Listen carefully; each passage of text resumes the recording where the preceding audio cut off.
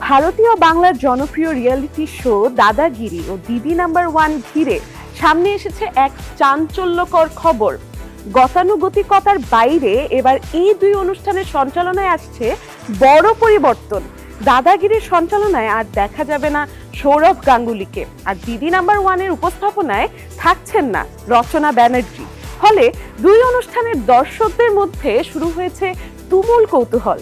তাহলে কারা আসছেন নতুন সঞ্চালকের ভূমিকায়?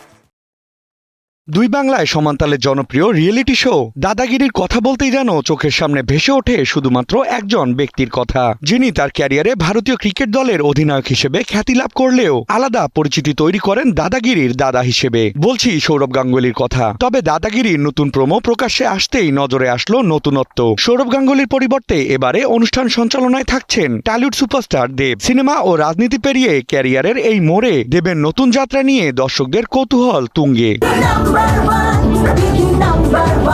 অন্যদিকে প্রায় ১.৫ দশক ধরে দর্শকদের মন জয় করে চলে আসা আরেক রিয়েলিটি শো দিদি নাম্বার ওয়ানের প্রধান মুখ রচনা ব্যানার্জির পরিবর্তে অনুষ্ঠানটির উপস্থাপনায় নজরে আসবেন জনপ্রিয় টলিউড অভিনেত্রী স্বস্তিকা মুখার্জি। সম্প্রতি প্রকাশিত প্রোমোর মাধ্যমে জি বাংলা আনুষ্ঠানিকভাবে স্বস্তিকা মুখার্জিকে নতুন দিদি হিসেবে পরিচয় করিয়ে দিয়েছে। শুধু সঞ্চালক পরিবর্তনই নয়, নতুন সিজনে আসছে একাধিক নতুনত্ব।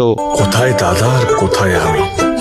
দাদাগিরি না করেও দাদাগিরি করা যায়। নতুন প্রমোতে নতুন শো নিয়ে দেবকে দেখে অনেকেই খুশি হলেও সৌরভ গাঙ্গুলিকে মিস করে দর্শক মহলে ইতিমধ্যে নানান কানাঘুষো শোনা যাচ্ছে। তবে ভক্তদের জন্য স্বস্তির বিষয়, দাদাগিরির বদলে বিগ বসের দায়িত্বে নজরে আসবেন সৌরভ গাঙ্গুলি। এদিকে দেব নতুন করে সঞ্চালনায় দাদাগিরিতে নজরে আসলেও এখন তাকে তুলনা করা হবে সৌরভ গাঙ্গুলির সঙ্গে, যা দেবের জন্য নতুন এক চ্যালেঞ্জ। অন্যদিকে দিদি নাম্বার ওয়ান ঘিরেও আলোচনা যেন কম নয়। ভারতীয় গণমাধ্যমের এক সাক্ষাৎকারে অনুষ্ঠান থেকে সরে দাঁড়ানোর কারণ ব্যাখ্যা করতে গিয়ে রচনা ব্যানার্জি জানান, কাজের চাপের কারণেই তিনি নিয়মিত সময় দিতে পারছিলেন না। একই সঙ্গে তিনি আরো জানান, অনুষ্ঠানটিকে নতুনভাবে সাজানোর সিদ্ধান্ত ছিল চ্যানেল কর্তৃপক্ষের, আর সে বিষয়ে তার কোনো আপত্তি নেই। তারপরও যেন রচনার কথায় অভিমানের ছাপ কিছুটা স্পষ্ট।